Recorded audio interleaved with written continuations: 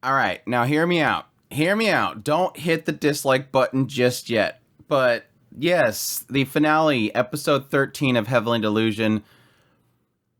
I'm a little disappointed. Now, I understand why I'm disappointed. This is a series that's ongoing, and it's a deep mystery type of series, so there was going to be nowhere they're going to leave it that's going to be remotely satisfying in some way. But I don't know, just it felt like not enough threads were really hit. I do know that there really is a significant reveal in episode 13, and I'll get into that in a minute.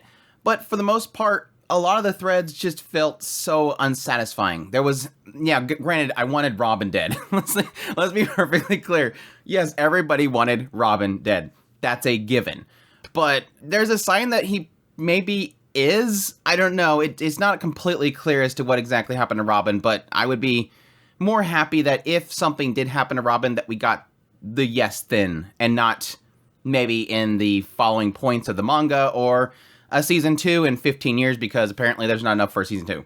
Even though everybody's saying there's going to be a season 2 coming, there's a leak, I don't think it's happening. If it's going to happen, it's not going to happen anytime soon. So I guess the leakers are right, because it'll happen eventually in 6 years. But anyways, let's get into this episode and why certain aspects of it are a little bit unsatisfying. Let's start things off with the nursery side, which yes, Mimi Hime and all the rest of them are heading out into the outside of the outside. I really do like how they sort of portray this in the idea that everything seems odd. I missed it in the last episode, but yes, they did have a callback to Usami and the patient, which is obviously Shiro and Mimi Hime, in that desire to see the sky. She wanted to see that again, which I thought was really, really special. But also the aspect of, like, as they're walking around, they have the heat up too high. It's like, no, they don't control this heat. They still have this mentality that this outside is similar to inside, where why don't they just turn up the down the heat? Why is it so hot out here? Different things, bugs and all that kind of stuff that's really kind of throwing them off. But yes, at some point, Mimi Hime and Shiro get separated from them. They decide to go back to tell everybody, Tokyo specifically. But at some point, yes, Mimi Hime falling off of a cliff and Shiro being good boy and protecting her. And it was so, this is kind of similar to the situation we had before where Shiro got that picture sent to him. And it was obviously not Mimi Hime, it was probably the system itself, Mina. And he had this struggle with trying to convey what he's thinking. And I love how they sort of portray that. Lily, Mimi Hime, and Shiro are our perspective to see how love is discovered. Yes, Tokyo technically had a little bit of that with her as well. But it was more so with Mimi Hime and Shiro. And that's what makes it so tragic, knowing what happens to them eventually, is because we get the real romance in the series is through their eyes. And it's a very skewed romance because they don't know what romance is. They don't have novels or videos or people to tell them what love is. And so he's trying to convey that. When I think about you, I want your body. No, I really love you. And if you would want me to save you, or no, I want to save you. It's so interesting because he's connecting physical with mental and emotional, and he doesn't know how to really say it. And I love that aspect of them. And again, it was similar to the situation when he first confronted her, that he wanted to, do things to her body and she's like, wait, you want to eat me? No, that's not what I want to do. It's so cool to kind of see that outside of the norm in society. How would you really portray that? And I think they did a really good job with them. But yes, obviously concluding the whole scene with sort of a giving of a ring, let's just call it that. It's a symbolism there, but she takes off one of her buttons and gives it to him. And yes, if there's any doubt anybody has at this point, that was Usami and the patient. That was Shiro and Mimi Hime. And like I said, every time they hit on it, every time they show them, my heart breaks. Oof. But yes, they also, on that side, at the very end, show pretty much what everybody's been speculating since really early in the series, that yes, this is 2 timelines. Because as we see from Mihime and Shiro and I think it was Taka, and I forget what the other girl's name is, they're going to what looks like a still functioning cityscape. So this is obviously pre-destruction. Now, there could still be a statement to make, yet yes, there could be an area where there's still skyscrapers and still power and everything, and it hasn't been destroyed, away from where Maru and Kiriko are walking around. But no, it's going to be in the past. Additionally, on the side of the nursery runners, yes, we find out that Aoshima and Sawatari, or at least Aoshima, had this project. What did she call it? Project Noah. which is this project to essentially protect the children. That was their goal. And they kind of hinted on that in the previous episode, this idea that they wanted to break away from the director and do their own thing, which was to protect the children. And so with this whole disaster happening, which this pretty much signifies that this wasn't Awashima's plan. This attack on the facility wasn't done by Awashima and her group. Again, I think it was Mina. Mina probably got control of some arsenals and sent them to the facility. But Awashima takes this opportunity to say, okay, we're going to go protect the children. And then my assumption is the boat scene at the very end is her taking Mimihime, at least Mimihime and Taka and Shiro and the other girl somewhere else. Now, the only thing that we didn't really get clarification in this episode is really what's going on with the clone. They are sort of hinting at this idea of, wait, she had twins? So there's people bringing up the question mark of why is there two babies? But at the same time, they're not denying it. Like, no, it was twins. So I'm still holding on to the idea that this was a clone. Like, yes, Tokyo had one child, and then they cloned it. Now, why is Sawatari so fixated on which one is which? That's the big question mark. They're like, okay, we're going to give the baby back to Tokyo. Yes, the assumption is that he wants to make sure that Tokyo gets her child. But then there's the other aspect of what are they doing with the clone? This is where we start to get to my area of like frustration that we couldn't get at least some answers. What is the clone for? Who is the clone going to be used for? How the clone connects to the current time? Is Maru the clone or is Maru the original? What was the clone going to be used for? We're starting to get into a lot of questions being created in the finale. But as they give the baby back to Tokyo, this is where things get weird. In that the director shows up, wants to take the baby, and sends Mina after her, and then suddenly crazy stuff starts spewing out from Tokyo. She's wondering what she and Kona is. Again, kind of confirming once again this idea that these are man-eaters. These are not human. Which does technically get into my theory that eventually, I think in the story, Maru and Kiriko are going to eventually arrive at that facility. And my whole theory was that Tokyo was going to still be there, feeding into what Mimihime had predicted. Mimihime at the very beginning said, at some point, these two, one of them having your face, is going to show up here, and you're going to be asked, do you want to leave, or something like that. I think that prediction is going to be way later. Eventually, Maru is going to enter that facility, find Tokyo. The prediction is going to be clear, but I think Tokyo is going to be inside the facility, this massive red branch thing, carrying the baby, which is probably going to be the clone. And then Maru will be the original. Now, what is it going to go from there? I don't know. That's the big question mark, is what would be after that point? That's the end game, but what else? Maybe Tokyo herself has the key to sort of fix a lot of this stuff. There's a lot of emphasis put upon her with what Asura said in what can you do? What do you have to offer, basically? And she might have the cure for the disease itself. But again, we go back to what Maru's whole purpose is to find the one that has his face, which would be the clone, or it could be the original, and give the shot, indicating that Tokyo is inside there, holding on to the other child, Maru's brother or sister, and it might possibly be diseased already. I would have liked to have seen what sort of happened between Mimihime and Shiro going back to the facility, and then eventually getting on a boat to leave. Again, more little kind of gaps that I wish was kind of played out. Now, on to the side of Kiriko, Haruki, Maru, and Robin. I like that Maru picked up on it quick. Unfortunately, 2 days had passed, but eventually he decided, I need to go find out what's going on with Kiriko. And yes, when he arrives there, he sort of gets an indication based on the guards themselves that Robin was doing something. They've been reunited, and man, something been going on in there. And so Maru goes in, beats the crap out of everybody, eventually sees Kiriko, sees Robin, beats the living crap out of him. I wish he beat him more. And I assume this is going to happen. It's just the assumptions that's going to happen is still in Haruki's heart. He still loves Robin. He doesn't want Robin dead. So he's obviously going to stop Maru. Which sucks. Yes, I would have loved to have had him get beat. I was kind of assuming they were going to do this whole thing where it's not by Maru's hand that he gets killed, but maybe a man-eater shows up out of nowhere and consumes him. Which again goes into my theories on what possibly could have happened after they left, but it is what it is. I understand Haruki's position. I understand Maru's position. I will never understand Robin's position. Never. It's unsatisfying, but at the same time, sort of predictable. I knew that Maru wasn't going to kill Robin, but at the same time, I didn't know that Robin was going to do that to Haruki, so they could have done something to surprise me. It's unfortunate, but I'm assuming at this point that Robin is going to be an ongoing villain character in this series, and it's just... I hope not. Don't be that weak, writer. Please don't be that weak.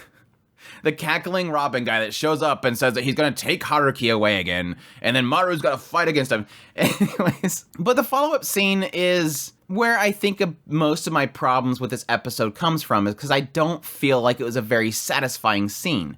I don't want a drug-out scene of Haruki being conflicted by what Robin just did to him, but at the same time, there is this element of like how jarring that scene is. The beginning parts are very significant, and it sort of plays into what happened previously and a couple scenes before. And the idea that Haruki at this point, and it was kind of my prediction last episode, Haruki is suddenly being trapped in the mind of his sister. He is starting to see her memories. He's starting to blend with his sister. And that was sort of what I was thinking was going to happen. Now, granted, yes, it was supposed to be a brain transfer, but I don't know, maybe there's brain tissue that's still in there, or maybe it's just a bodily thing, because what happened to him isn't natural. This idea that there's some memories still in that body, and he's starting to see them. And what he's seeing is sort of playing into what I sort of was predicting what was happening between Robin and his sister. That they were seeing each other. I think it was Robin's voice that specifically says, "Don't worry, he's a heavy sleeper," talking about Haruki, insinuating this idea of they were doing it. And the following memory is where it starts to get a lot more puzzling. I think we knew that Robin showed up at the scene where Haruki was being killed. And we heard a gunshot, and there was a possibility that Robin had killed Kiriko. But why? It seemed to indicate with the previous memory that they were consensually together. But maybe there was a possibility that following that scene, Robin forced himself upon her. And in the scene with the Maneater, he's taking the opportunity to get rid of her because she's gonna tell somebody. She was gonna tell the doctor or something like that. And he needed to get rid of her. She's gonna ruin the image that everybody has of me because I've been forcing myself upon her. That's the assumption. And then following that, Robin left and the doctor did a swap. But yeah, it sort of kind of answers a lot of questions in the past, but I think the important thing that kind of comes from this whole thing is that Haruki is now getting memories from his sister, and it possibly might answer a lot of questions as to what was going on in that original group, in that original town. And possibly things that she might have been in conversation with the doctor. What was the doctor doing at that time? Because again, there was a lot of theories on the idea that Doctor himself was stealing people and feeding them to man-eaters. She may have actually knew, and that might have been another reason why Robin was after Kiriko. And maybe he wanted those answers, maybe using her to find out information about him. But it is a struggle in the idea of it's feeling like it's going to go in the route of Haruki sort of feeling like he's losing himself. He is becoming his sister. And how far they're going to take that is the question mark. That was literally what it felt like Robin was trying to do to him, is force the memories, force him to become his sister. And I think that was a lot to do with him just wanting his sister. Because yes, we eventually see a sign of that, but I'm not going to get into that yet. First, the rest of the scene, which is where the jarring part happens, is as Haruki is struggling with what just happened to him, and how he is losing himself and all this kind of stuff, and how Robin has betrayed him and all that kind of stuff. Maru's just like, "Oh, by the way, throw the rock if you don't want to hear this, but I like girls. And I don't know if I'd like the original you or your sister, but I like you now." Which it wasn't as dumb as I thought it was going to be. I really thought he was going to be like, "Ice Daisuke," and it was just going to ruin the whole scene. It was still jarring, but it is a nice message in the idea that I know that you're conflicted right now of who you are. He doesn't know if he's his sister or if he's still him. I don't know who you were. I don't know who your sister was, but I like you. You're strong. You've taught me so many things. It is saying the you here now, no matter if you feel conflicted, the you now is what I love, which is a nice message to have. And then, then he throws the rock at the very end, like, stop. All right, stop. I'm going to protect you. No, what's the point of me if you're protecting me?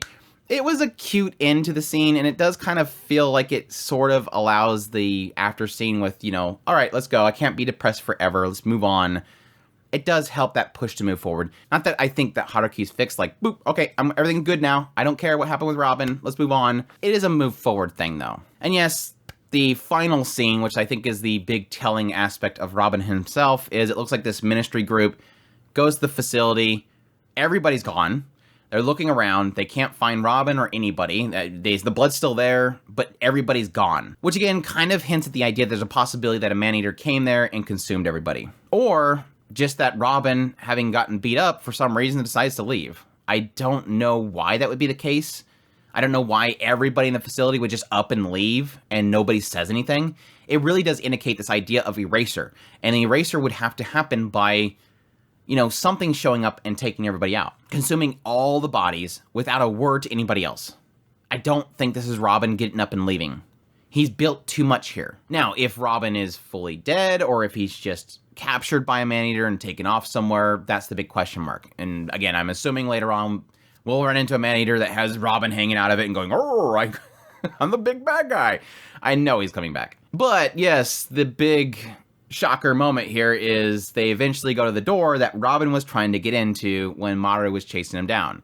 And at the time, Robin thought that a bunch of people was chasing him. And then he says, "Oh, it's just you." He was trying to open up this door to what looked like a man-eater. And not just a man-eater, but a resident as well. One of the receptionists said, "Oh, that is somebody that showed up about a month ago. Somebody came to their town and apparently looked like Kiriko. Black hair and everything."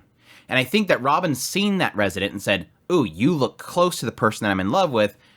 Come with me." And then threw him inside this room and probably started doing terrible things to them. And eventually just linked him up to the man-eater. Now the question mark is what was the purpose of the man-eater? Was the man-eater to make them unable to move? Was the man-eater a portion of what was consuming Haruki?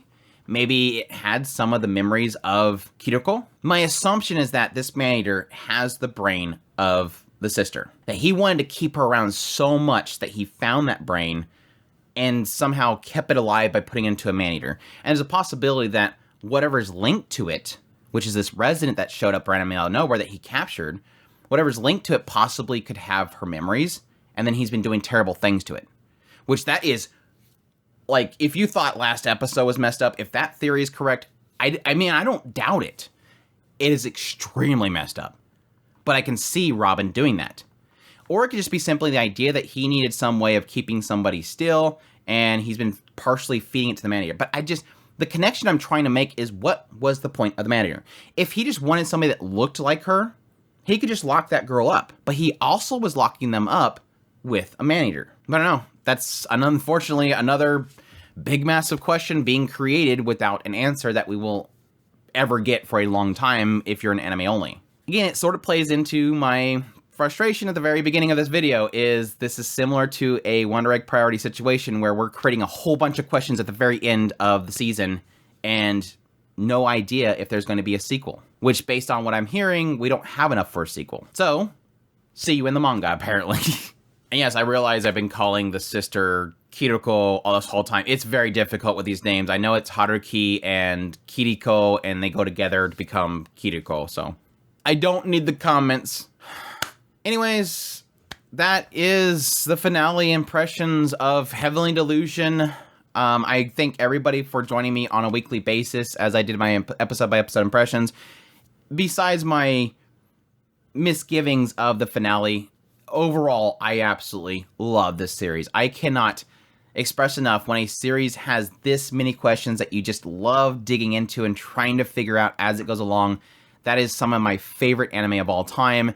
And this is definitely up there as one of my favorites. I just love it to death. And yes, like I said earlier, that's why I feel like this was an inevitability. Because the manga is still ongoing, because this is not a full adaptation, there is going to be a lot of questions unanswered. My frustration only comes from creating too many questions at the very end. But again, they want to sell mangas, so I hope they sell really well.